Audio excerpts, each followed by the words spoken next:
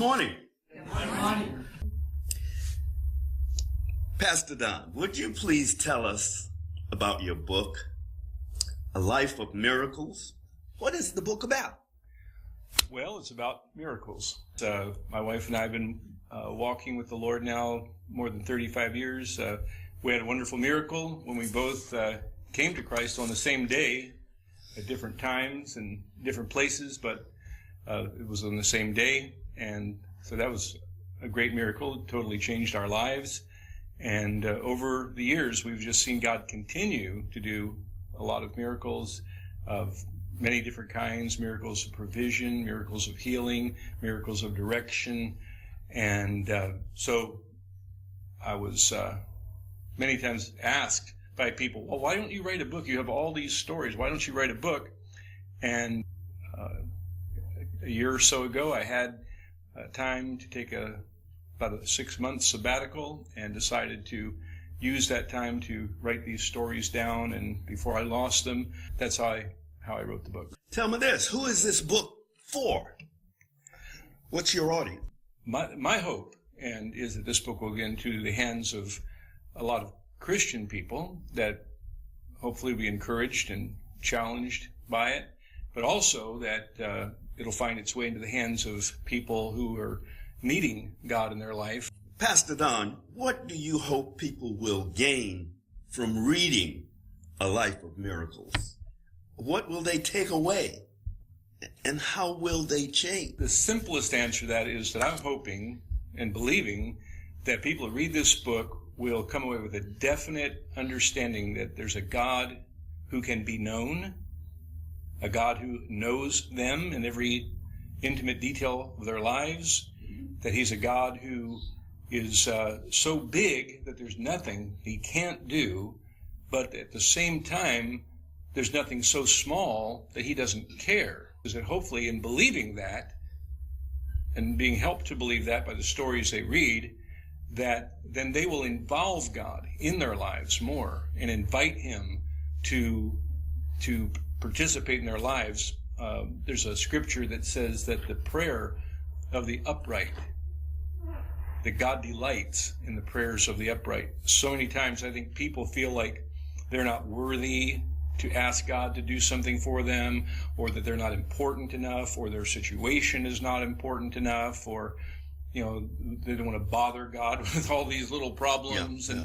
Where the fact is that God, being a father, wants us. He delights when we call on him. So I'm hoping through this book that people, whether they have a small need or a big need, whatever it is, they'll begin to believe that God loves them and wants to hear them, and that they'll begin to see miracles in their own lives as they enter into that. Tell me this, how do you define a miracle?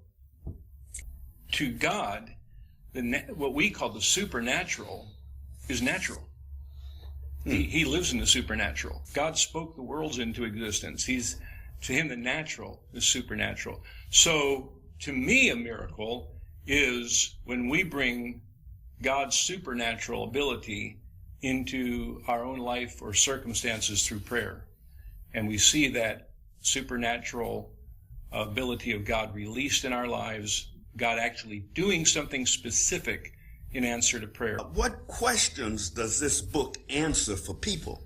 Go back to the first or second question you asked, and that is, does God really care about me? Does God really know about the details of my life? Will he hear me, and will he come into my life and do things that only God can do? Like when you read the New Testament, you see Christ dealing with very many different situations in life. Situations where people need to eat, he provides food. People who need comfort, he comforts them.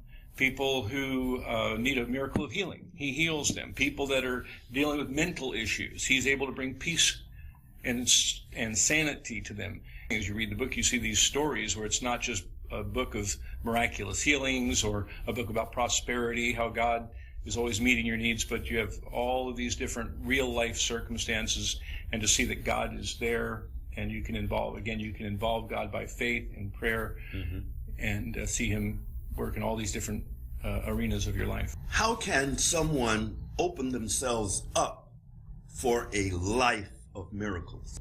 God is a God of miracles. Yeah.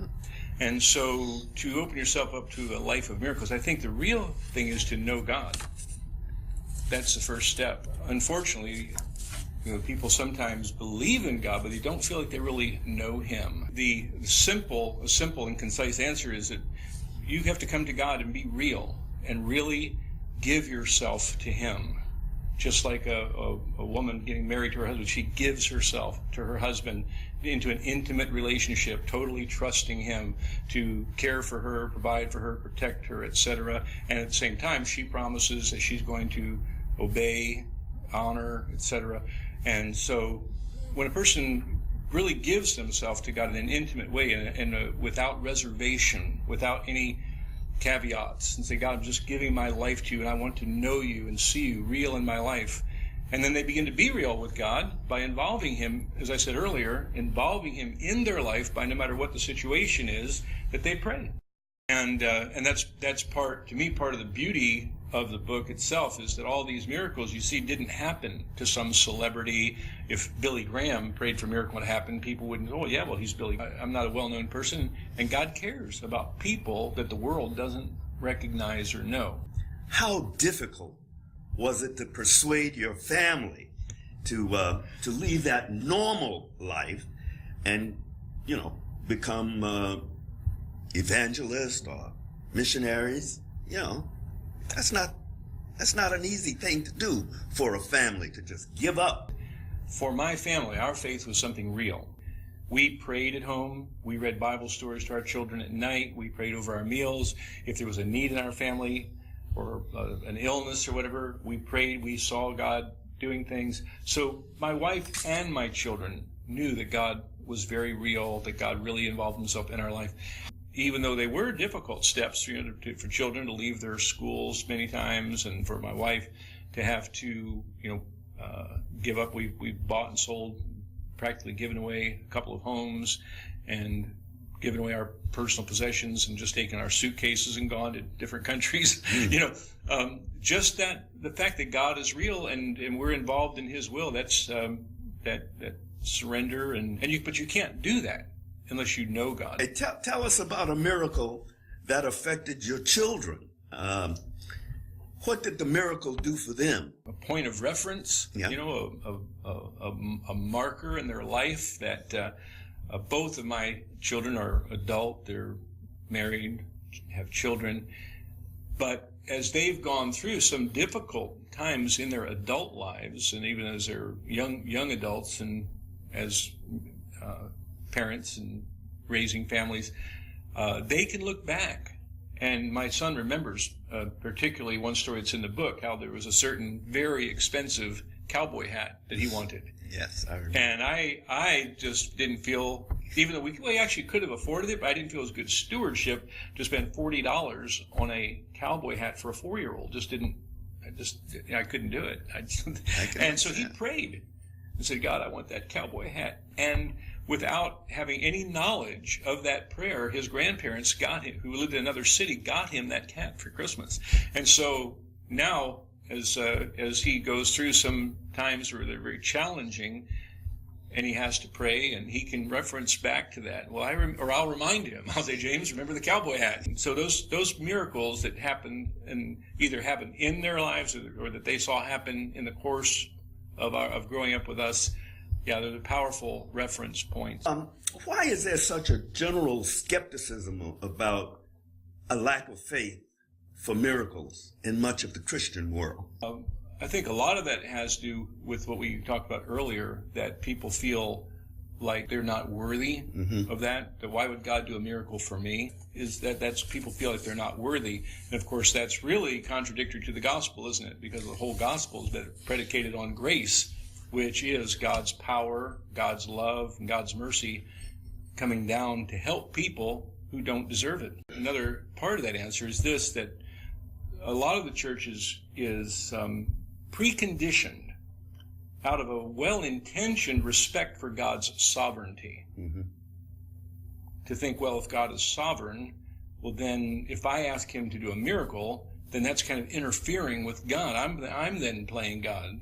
they're nervous about praying and asking God to do something really miraculous, something out of the ordinary, because after all, he's got things under control, and so they'll pray a rather timid prayer about that, and then tack on, if it be thy will. Whereas, you have to understand Jesus over and over again in the gospel invites us to ask for things. In that, and saying, if you say to this mountain, be removed and cast into the sea, it shall be done for you if you ask and don't doubt in your heart. So he's talking about asking for miracles. That there's this divine tension that only God himself could work out, but he can be absolutely sovereign on one hand, at the same time allow us to ask for miracles, and he can work that out. Here is a question from the audience. Is there a difference between prayer and prayer of faith? Yeah, there definitely is. The prayer of faith is a prayer that actually it both expects and receives a response. Many times prayer can be non-specific. It can not necessarily have a lot of faith to it. It can be more along just a cry of desperation, which of course God can answer.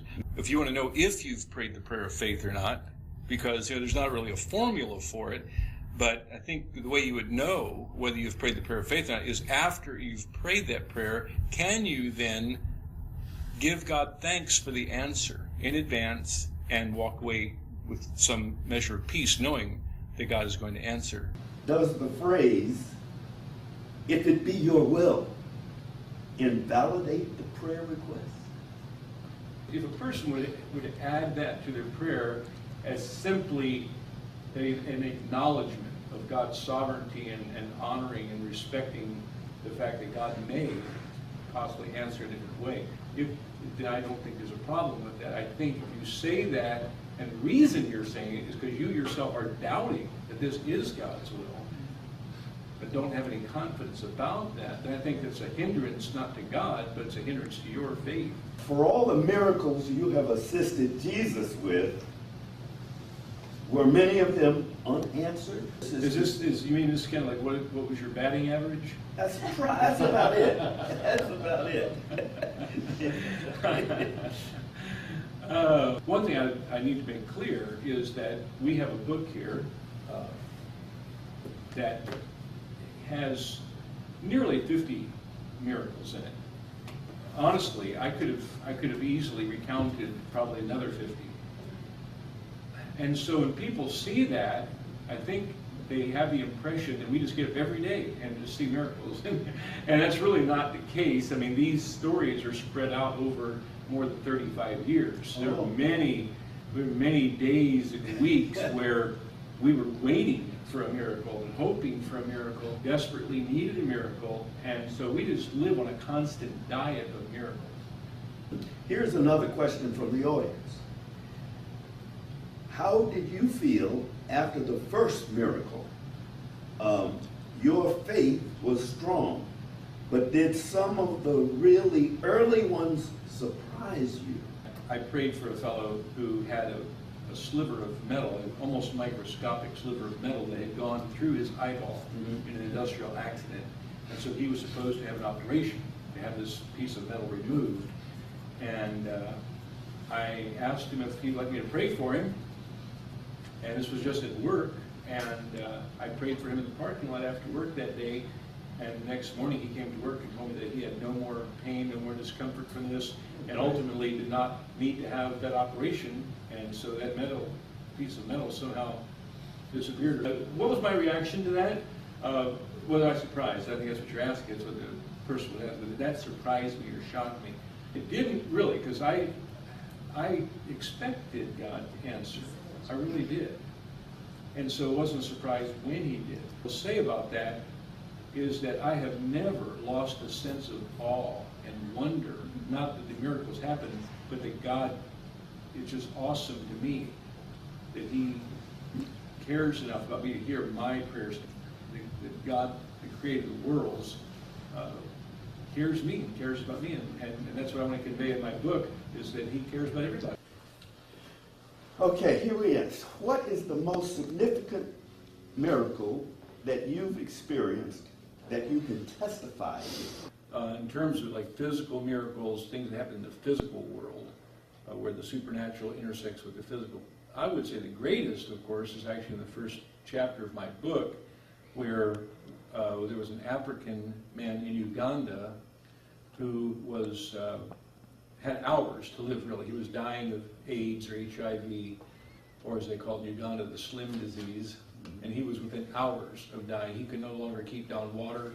He would just immediately regurgitate water. He hadn't eaten in weeks. He was skin and bones, raging fever, and the doctor said, he's got hours to live. And so you have to read the story of the book, but I prayed with him. Several days later, he came to my church and was completely healed.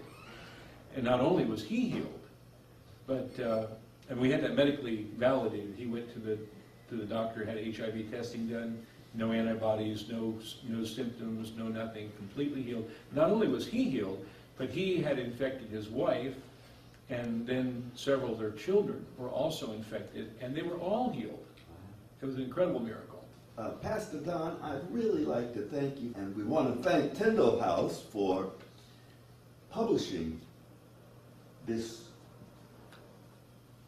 A Life of Miracles.